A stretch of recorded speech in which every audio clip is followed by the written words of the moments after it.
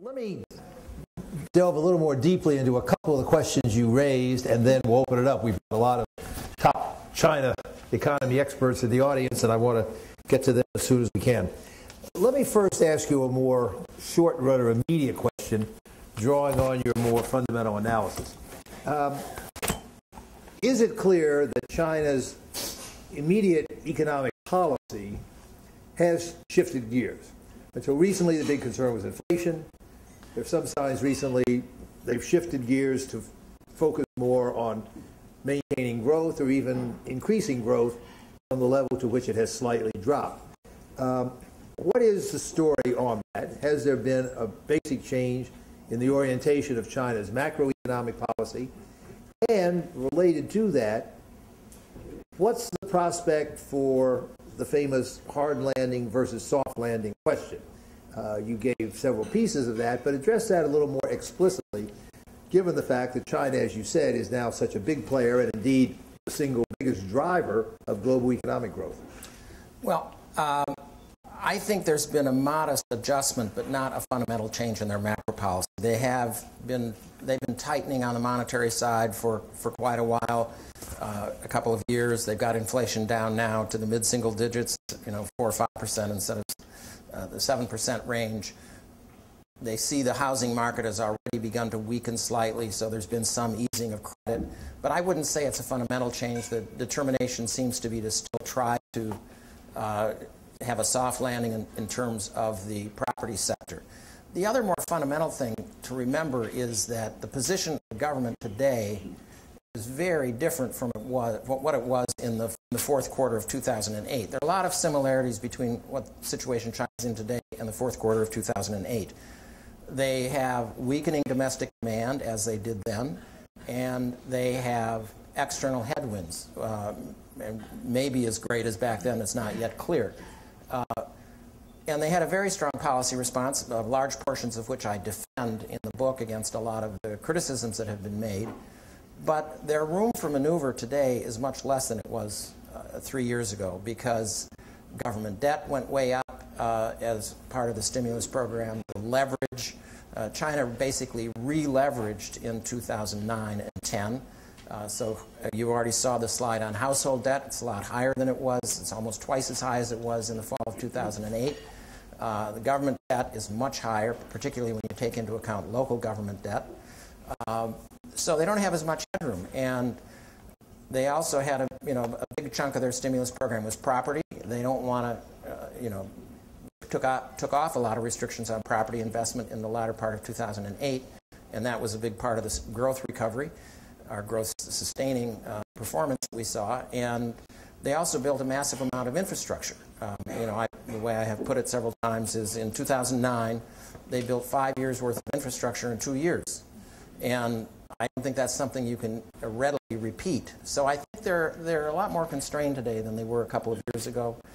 Inflation's still not as low as they'd like it to be. So I think the outlook has some uncertainty. Let me ask another specific question in that context. Some of the proponents of a hard landing focus on the banking system and the buildup of non-performing loans and a view that there will be a further rapid buildup of NPLs given what's happened on housing and given some slowdown in the growth rate. What's your view on that? Could China go the way of the U.S., a number of Western European countries, a number of other emerging markets at different periods? Could it have a true banking crisis that would then tank the economy? You can't rule out a banking crisis, but I think it's a low probability at this point. Banks have been operating in a very favorable environment for the last 4 or 5 years. They've made tons of money. Their capital adequacy ratios are very high. Their provisions for non-performing loans are like 150% of their reported non-performing loans, and it's a very cosseted environment. So that, plus taking into account, as I mentioned, in the real estate sector, the average loan-to-value ratio is very low. The household sector, although it has a lot of debt, it's nothing like, let's say, the U.S. or U.K. situations in 2005. Maybe that's not much consolation, but It's not as highly leveraged a system, and they haven't done securitization. They've not done the slicing and dicing and the derivative products and all those other things that led us into such problems. So I don't think a financial meltdown and a hard landing is the highest risk China faces. I think it's rather what I called earlier the macro risk, kind of a slow decline on the part of households to buy more and more property. You know, in the early part of 2009, about 40% of all residential property being sold in China was being purchased by people for which this property was not a principal residence. It was speculation. And if you look at the central bank surveys of people on what their expectations are with regard to property prices, since 2009, the share of the population that thinks property prices are going to continue to go up has fallen by half. So, and now we see sales have slowed dramatically. We see a beginning of a price correction. But I see there's something that could play out kind of in slow motion over a long period of time. It would have wealth effects, which would dampen consumption. People aren't going to dump their properties onto the market right away. They're not in a negative equity situation. They're going to be able to pay the mortgages. So I see the risk more of a macro risk that could play out over a period of a year or perhaps even longer. So I'm more worried about a fairly significant slowdown that would be of longer duration than you might expect. And presumably that would interact with the other worrisome trends you highlight, the substantial misallocation of capital caused by all this erroneous pricing, which presumably also weakens growth and underlying economic strength over time. Yes, you know, and I don't want to minimize the financial sector risks because, you know, 20% of the loan book is to property, but then, you know, 40% of all the steel being produced goes to property, and a huge share of the aluminum and copper and everything else, cement, goes to property. So if property slows down, you'll have a big slowdown in demand across a fairly broad range of the manufacturing sector, not just the things I just mentioned, but white goods. Even the sales of cars are very highly correlated with housing sales in China. So maybe some of those borrowers would get in trouble that would cause more problems in the financial sector than I'm allowing for. So it could spread fairly deeply. Let me ask one more question, then we'll open it up. I wanted to pursue the political economy part of it when you discuss the lag in reform and why the stated goals had not been achieved. Your reason was that the leadership become more conservative, everything now is done by consensus, harder to get decisions to move forward. But in a way, that doesn't answer the question. Why is it so hard to get consensus? Was the previous reform a decade ago driven simply top-down, Jiang Zemin, Zhu Rongji, or was there a greater consensus among the elites in favor of reform? Or to put it the other way, has there now been a backtracking on the desire to marketize, globalize, open the economy, complete the process you were describing? So why do you think, and this is obviously speculative, we don't know, but you can speculate better than most people, why do you think it's now harder to reach a consensus and therefore the reform process has stagnated? Well, a couple of reasons. I think some of the reforms that we had in the 1990s were very much driven top-down by somebody who was a much stronger leader than we've seen in the last decade. So that's part of it. Also, I think, quite frankly, once a financial distortion is in place for a long period of time, the vested interests get built up. You know, you build up asset positions that, you know, eventually they'll be unsustainable, but in the meantime, the people that are benefiting in the sectors and the regions and that are benefiting from that are going to fight tooth and nail to block any change. And I think that's what we've seen on interest rate reform. Interest rate reform was the main platform in the 11th five-year plan that ended 2 years ago. It's a main platform in the 12th five-year plan.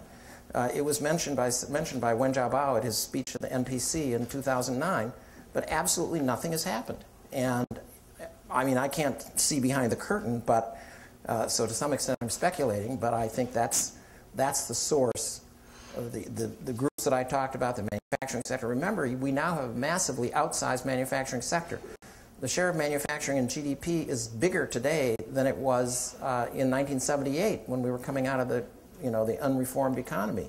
It's over 40% of, it's the highest share of manufacturing of any country in the world. And it's because exports have become so important, and the investment demand has driven up the demand for the kinds of manufactured goods that I was mentioning earlier. So there will be, if they do make the adjustments, some of the profitability in some of these sectors will decline. So those sectors aren't interested in the kind of reforms that are going to reduce their returns. You're saying Monker Olson is alive and well in China? Yes, I think so. We have a number of distinguished analysts who've written their own books on this topic here in the audience. And I want to give first question to Justin Lin, who, of course, is chief economist at the World Bank and has not just one, but 3 new books just emerging. And we had a seminar on one of them here recently. And Justin, it's great to see you. And you get pride of place to ask some questions and express some views of your own.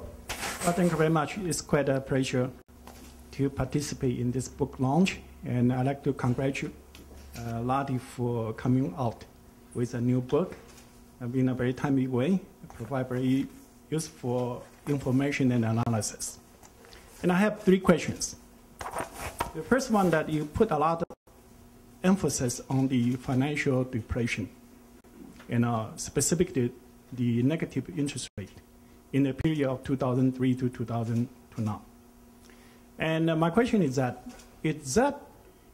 a causes of a lot of problems you just described, or it's a consequence of other problems? Because your comparison period was from 1997 to 2002 and 2003 to now. And we know that in 1998 to 2002 was the period of deflation in China. There was a deflation in China.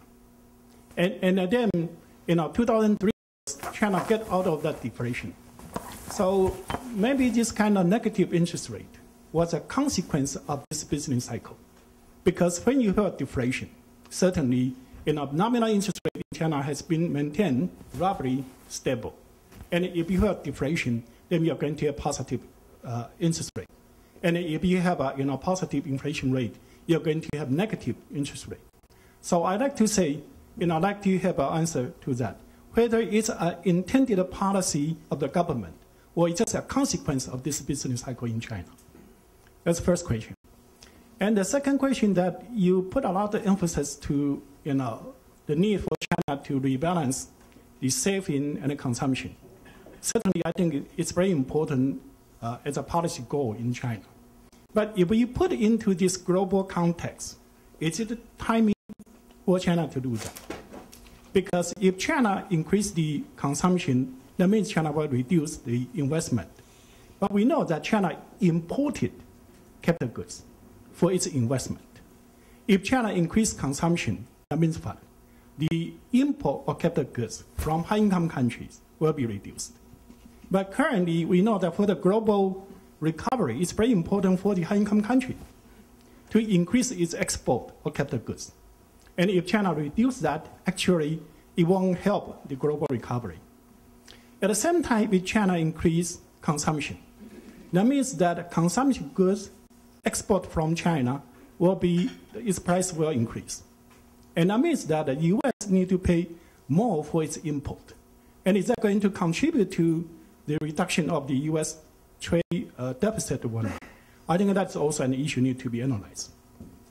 And the last thing is that you observe the reform in China in the last few years has been slowed down. But is it because of the global external environment, or is it because of the weakness of Chinese government in carrying out reform? We know that a lot of policy goals set in the 11th Five-Year Plan. And but after 2007, 2008, immediately you have this global financial crisis and so on. And for China at that time, the most important thing is to have the fiscal stimulus. And under that period of time, certainly it's very hard for China to, for example, liberalize the interest rate in order to do all those kind of reform promised in the 11th Five-Year Plan. So I'd like to say, to ask you a question, is that this kind of weakness in the implementation of reform is a consequence of the weakness of the leadership, or is it because of the global environment? those three questions. Okay. 3 good ones for you. Okay. How much time do I get to answer these? Well, thank you. Thank you very much, Justin. On the first question of financial repression, whether it's a cause or a consequence, we did have periods of inflation before 2004 in which real interest rates did not go down into negative territory. The central bank raised the nominal rates up enough to keep the real rate well into positive territory. Maybe not on every single occasion. So I think I tend to think it's more cause. And the negative real interest rate isn't the only indicator of financial repression. There are lots of other things you could point to. Certainly, the super elevated required reserve ratio, I mean, is unprecedented. Show me a country in a growing reasonably well with low inflation that has a reserve requirement in excess of 20% of deposits. I think it's a null set. I've looked, but I can't find any countries like that. So, and the fact that everything starts in 2004, just when the current account surplus is beginning to balloon to unheard of levels, all suggest to me that it's a cause rather than a consequence, although I probably won't convince you and maybe some others as well. Now, on the rebalancing, could rebalancing be adverse for the global economy? I think you suggested 2 mechanisms: the decline in China's imports of capital goods and perhaps higher prices for the consumer goods that China exports. Well, on the latter point, I think we've seen over the years that the Chinese economy is very market-oriented. It responds enormously to price incentives. That's why we have this property boom. And I think the supply response would be very strong. The production of consumer goods in China would go way up. And even though Chinese consumers would be, over time, consuming a great deal more than they had in the recent past, I would expect that the effect on consumer goods prices would be modest, and the extent to which they'd be transmitted internationally would also be very, very small. So I do think rebalancing would have an adverse effect on some countries. I mean, if you're Australia or Brazil, if China starts growing primarily based on consumption demand rather than residential property and steel, China's taking 50% of globally traded iron ore, those economies will suffer very dearly, very much. But I don't think that China is such a big importer of capital goods that the West is going to decline, going to suffer. I think the West would suffer a great deal more if China's growth rate slows down to 6% or thereabouts for a period of 2 or 3 years. So, on the third question of whether or not reform is slowed down because of international factors or domestic factors, yes, it probably would be hard to kind of orchestrate some of the reforms I'm talking about in 2009 and 10, although the Chinese government stimulus program did have a number of important things to encourage consumption. But maybe interest rate liberalization would have been difficult. But remember, the interest rate liberalization stopped in the second half of 2004 when there was no global 3 years in advance of the global financial crisis, and just at the time when this gigantic current account surplus was emerging. You should look on, Nicholas Borst has a website, a blog that we write, and we estimate that the central bank on a cash flow basis is losing about $300 billion a year because it's earning less on its assets than it is on its liabilities. It's in a very difficult position, and so I see the fact that interest rate reform came to a screeching halt in 2004, long before the global financial crisis. Anyway, my view is it's more government decisions rather than the constraints imposed by developments in the global economy. Okay, John Lipsky, until recently, was first deputy managing director of the IMF. He's now a neighbor down the street at SAIS with Jessica Einhorn, our devoted board member. And John, it's great to see you here. And thank you very much. Fire away. Thank you. I'll keep it short and simple. First of all, it's my impression that all the major reform priorities that you endorsed are embodied in the 12th five-year plan. So the question is that impression correct? Second, if it is, could you comment on how it is that the official position of economic policy of the government, embodied in the 5-year plan, endorses the policies you endorse, at the same time as you describe that they're not in fact being implemented? Well, certainly factor price reform was on the agenda in the 11th 5-year plan. It's mentioned in the 12th 5-year plan. Interest rate reform, I mentioned explicitly, mentioned in both documents. Building out the social safety net has been a priority of this current regime. And I should say, and I didn't have time, but the government has done quite a bit to build out the social safety net over the last 5 or 6 years. Rolled out a retirement program in the countryside, a medical health insurance program in the countryside that now covers, it's not gold-plated like we have, but it's the beginning of a social safety net in the countryside, which has never existed in China. So there has been some progress on that. But generally, I think these key reforms have been embraced in official documents, but as I've said,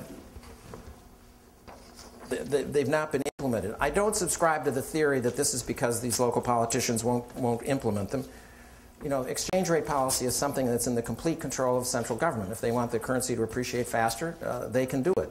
Interest rate policy is set in Beijing by the central bank, and Sichuan province doesn't have its own interest rate policy. So once the decision is made on these two key prices, they'll be uniform throughout China. So it's not resistance at the local level. It's rather the inability to reach a consensus on these issues in Beijing, combined with relatively weaker leaders today than we had in the 1990s. So that's, as I say, about as far as I can take it. Okay. Further questions? Chris. Got it. Thanks so much, Fred and Nick. As always, don't know how you do it. Is there a constructive role? Are there constructive roles that the United States and other of China's customers can play in helping the reforms that they all know need to be done, but for various reasons are not being done? Or are we at best, an irritant? And obviously, currency legislation and congressional noise comes to mind. But are we a player in their decision-making process on what to do domestically? Well, I think at the end of the day, Chinese policy is made, based on its own assessments of what's in its best interest, and the role that outsiders can play is, maybe positive at the margin, but certainly not likely to be decisive. I think the best thing that could be done today is to have a briefing for China's top leadership about what happens when you invest too much in property. Remember, in the U.S., in the long term, we only invest. In the 70s and 80s, we invested about 4% of GDP in property. Then in the first part of the 2000s, it went up to reached a peak of 6%. So it only went up a little bit. And nonetheless, the aftermath of the property bubble bursting has been extraordinarily costly for the United States and the global economy. China's invested a lot more, or the delta on investment is much higher, much larger. They have a little bit less leverage, so maybe the winding of it might be less painful, but might be more prolonged. So I think I wonder. I have no answer, but I wonder really the extent to which there's an appreciation of what the costs are of adjusting to overinvestment in residential property. Or to put it another way, they have a financial distortion. They're accumulating asset positions that are likely to prove unsustainable. They're not going to be able to, as I said before, keep their growth going by 5 years from now, investing 15% of GDP in residential property. Let me ask Chris's question maybe in a slightly alternative way. And the answer is necessarily speculative, but again, you're in a better position to speculate than most. Do you think the Chinese leadership recognizes how much impact their own decisions now do have on the rest of the world, and therefore the feedback to them from the international impact of what they do?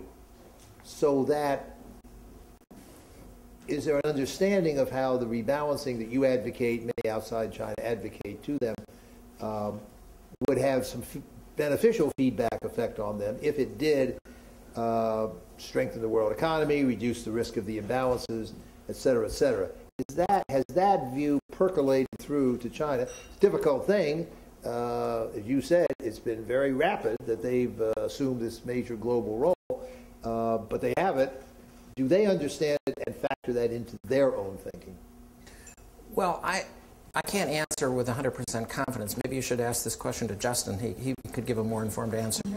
But my view is that the people at the very top of the system, the Wang Qishuns, the Zhou Xiaochuans, and so forth, they understand all this perfectly well. Now, when you get down to the working level of people in the Ministry of Commerce or other parts of the government bureaucracy, they have a very stovepipe perspective, and they're extremely domestically oriented. They face huge challenges. But I'd say at the very top of the system, I think there are people that have a very, very sophisticated understanding of these things. I don't think, however, that they can necessarily, when the Standing Committee of the Politburo meets, I don't think these people can necessarily stand up and say, well, we really should adopt policies A, B, and C because it'll be very helpful to the global economy. No, I didn't mean that or suggest that. But helpful to us, China, via the repercussions that it would trigger in the world economy. Yeah, those indirect linkages. But I mean, let me ask Justin. That's not fair, but let me do it anyway. The Standing Committee. These are the people who, as far as we know, make the big decisions. Do they listen enough to you, folks like us, to put China now into the global context, recognizing that's difficult because this is a very new thing for a country that's still a poor country on average? I never participate in their conference or in their meetings, so I do not know how they discuss the issue and so on. So we can only judge from the policy made in China and to analyze its consequence on China as well as on the world. And certainly, as Nick mentioned, if you look into the policy, certainly they do take the Chinese needs in the first consideration.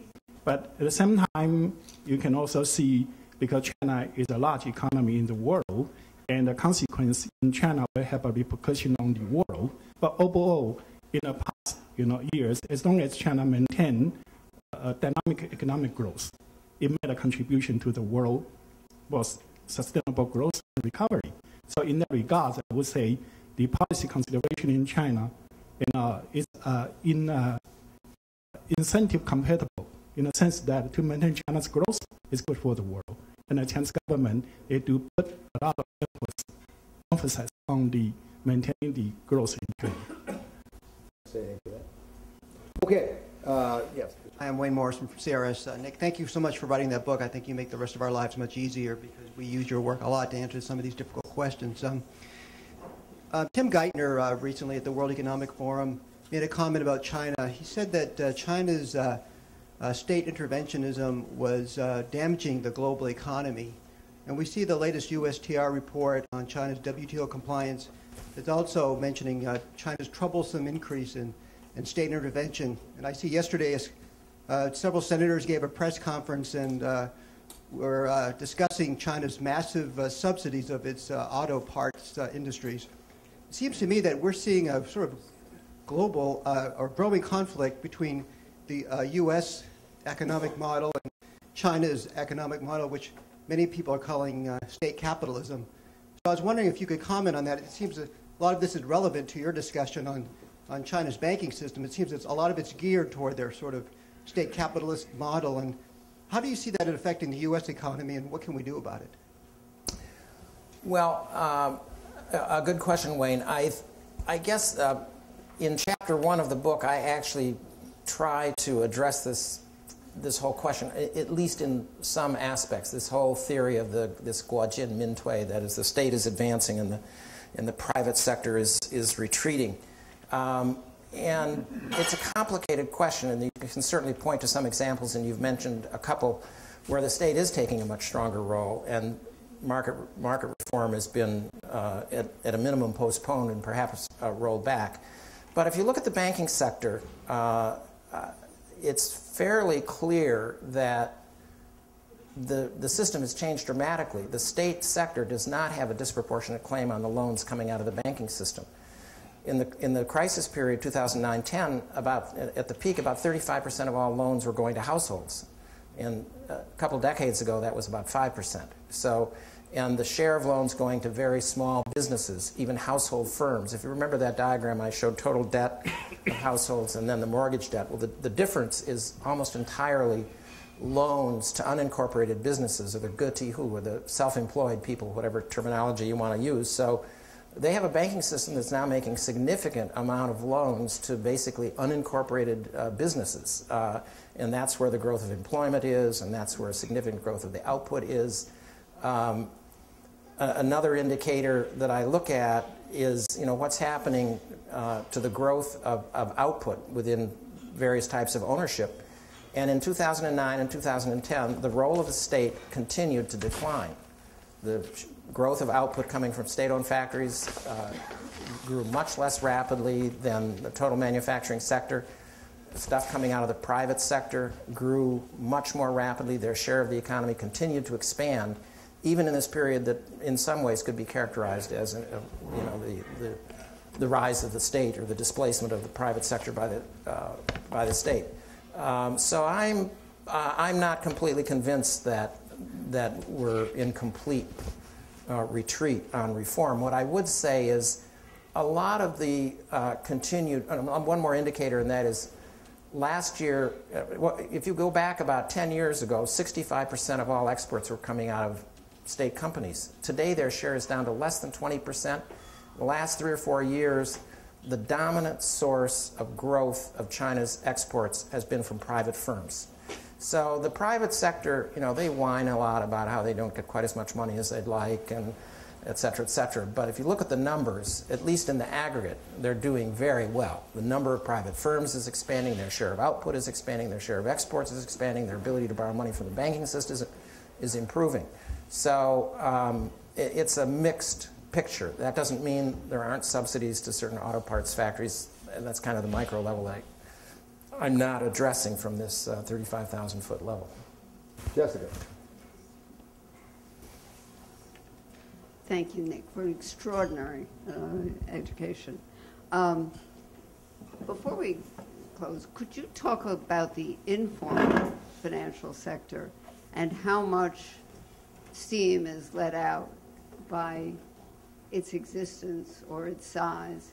Sometimes, for the layman, you read about the deposits that are actually going into the informal financial sector, or the loans that are coming out of it to escape exactly that financial repression. And you certainly read that businesses in any event self-finance through their own profits because there is no broader market in which they can look for returns or get financing. So they have to save it and then they finance their own growth. So I wondered if you thought that, in a sense, financial repression could go on longer because, beknownst but not managed by the government authorities, there's an informal financial sector that allows some of this steam to escape. Right.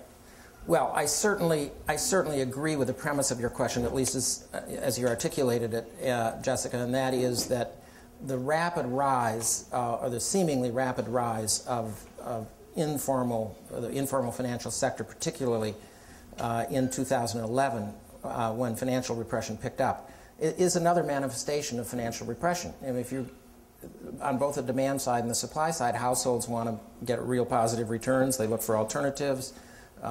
Firms that have not been able to get access to the formal sector are looking for alternatives. So I do think it represents or reflects increased financial repression.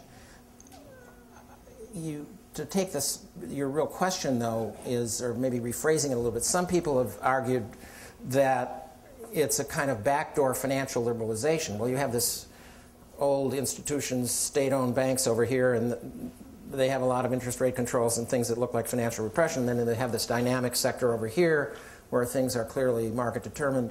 And so maybe the system, the overall degree of financial repression is being eroded because of the liberalization that's occurring on the other side.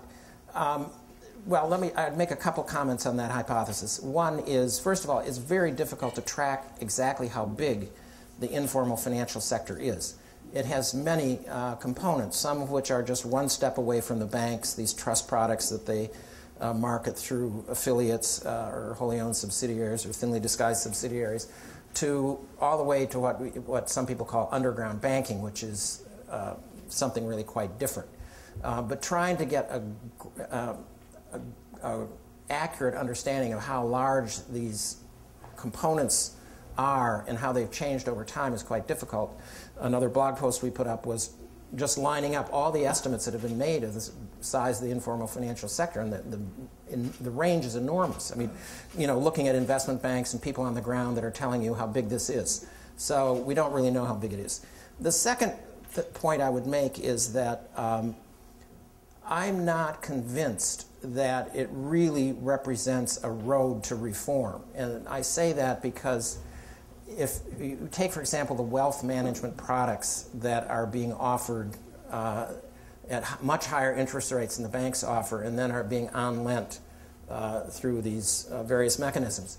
Well, in most cases, the minimum entry price, minimum entry is very, very high. The average household in China is not going to be able to put, you're talking hundreds and hundreds, maybe 500,000 RMB, for example, to get a much higher interest rate. So most people aren't going to be able to take advantage of this. They're stuck in the bank, just like the unconnected and the unwealthy can't get their money offshore. But if you go to Vancouver, the wealthy people seem to be able to buy from China seem to be able to buy multi-million-dollar houses, even though the law says you can't take more than $50,000 a year out of the country. So it's not really a mechanism that, in my understanding or impression, is that most households can take advantage of. Maybe it will ultimately lead to some reforms, but I'm skeptical, I guess. Okay. Further questions? Yes, in the back. Bill.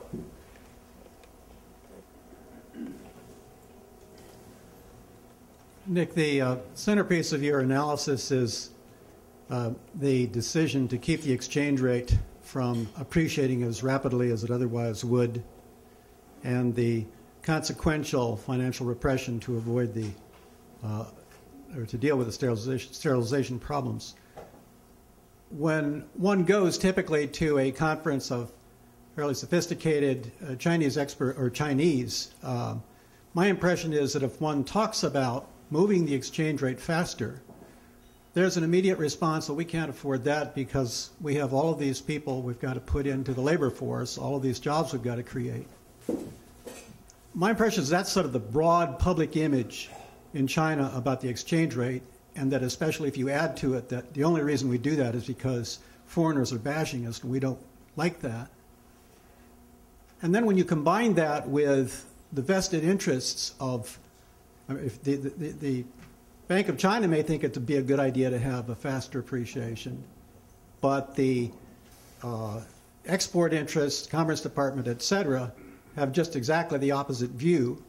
I know that you think, or I think you think, that if there were more rapid appreciation, that there would be jobs created in the non-tradable sector that would at least offset, maybe more than offset, any losses in the export sector. Could you talk a little bit about how that debate is evolving inside China, and whether, because if you don't get the relaxation on the exchange rate, it seems to me you're locked into your financial repression story. Right. Well, Bill, I do have a discussion of this argument about employment, and we can't allow the exchange rate to appreciate because we're going to lose all these jobs and there'll be social unrest or worse. That's kind of the subtext. I think I draw on some work of an economist at the University of Toronto, Lauren Brandt, to try to look at that question. And as your question suggested, since the service sector is more labor intensive than the manufacturing sector on average, that this outsized growth of manufacturing that has occurred from roughly 2002 or 3 on has led to a lower rate of creation of jobs in the modern sector than the earlier growth path. And the specific numbers are the modern sector labor force grew in the 90s by 3.0% per year. And that counts migrant workers who are working in construction or export factories temporarily. It's counting everybody but the agricultural workers. So it's not tied to location or something like that. So 3% growth.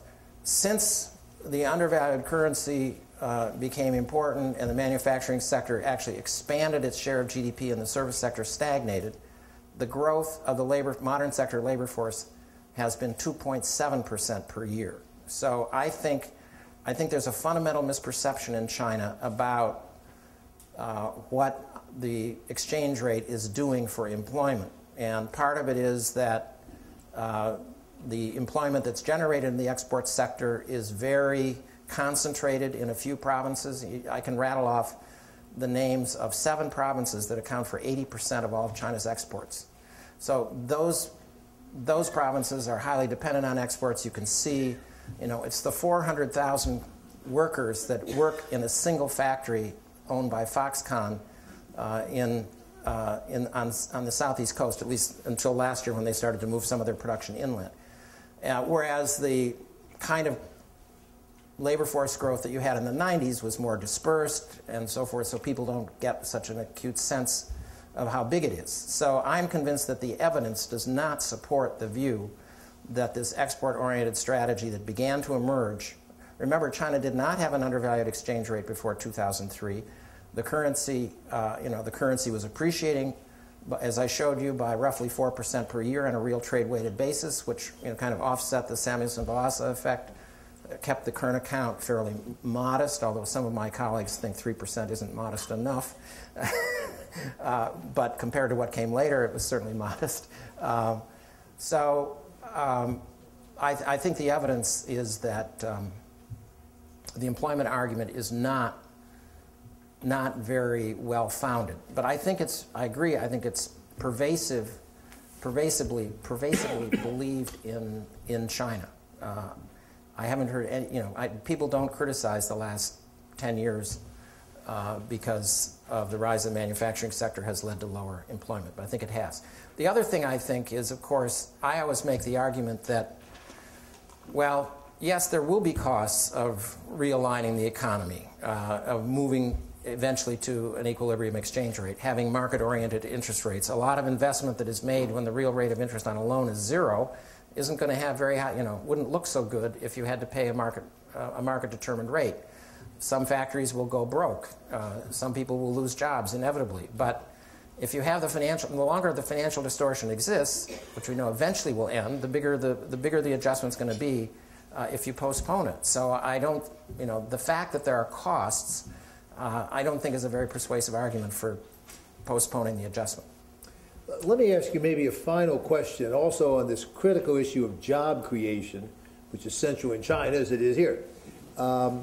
You didn't mention it today, but in one of your earlier studies, you came up with what I regarded as, of all your gee whiz statistics, maybe the most gee whiz, that when a Chinese worker moved from rural agriculture to urban modern part of the economy, her or his productivity went up by a factor of something like 15. A, is that still right? B, how much further does that have to go? How much reservoir of underemployed labor is there still out in rural agriculture that would fuel continued rapid productivity growth? And C, how dependent is that relationship on the things that today you are criticizing, the mispricing, the excessive weighting to investment, exports, and the like? Talk a little bit about that nexus, because I've always regarded that as a pretty central component of why China is likely to continue growing rapidly. But enlighten us. Well, I haven't redone the calculation, but I would guess that it hasn't changed very much. The differential is very substantial, and it's a function largely of the shortage of arable land per worker. And China doesn't have farming; it has gardening. And you know, there's only so much you can produce. So when people move to the modern sector, on average, their output is substantially higher. Now, a portion of that may be because capital's been underpriced and the capital per worker in the modern sector is so much higher. Maybe it'd be a little bit lower. So that's part of this, part of the story. I think there's a long way to go. One thing I didn't mention that I talk about in the book, you know, a lot of people are saying, well, you know, the Chinese don't really need to change the exchange rate or move towards, you know, adopt any policies to reform factor prices or get rid of financial liberalization because wages are going up so rapidly that, you know, the external surplus is going to disappear. The population is going to get rich. The share of income going to the workers is going to rise, and the share going to profits of you know, owners of capital is going to go down. I basically say in the book, I don't think there's any evidence, there's not really any systematic evidence supporting that. If you look very carefully at wage growth in various components of the modern sector, on my best calculation, wages have been going up at 10% per year on average for a decade. And there's not much evidence that that wage growth has accelerated on a sustained basis. It had some acceleration in 2010 because wages actually fell in 2009 when the growth slowed down. So I don't think China's kind of going to make it a smooth rebalancing based on what's happening to the cost of labor. There's still a lot of underabsorbed labor in rural areas, and I don't think that wage growth is going to accelerate enough, soon enough, to deal with the structural problems that I outlined.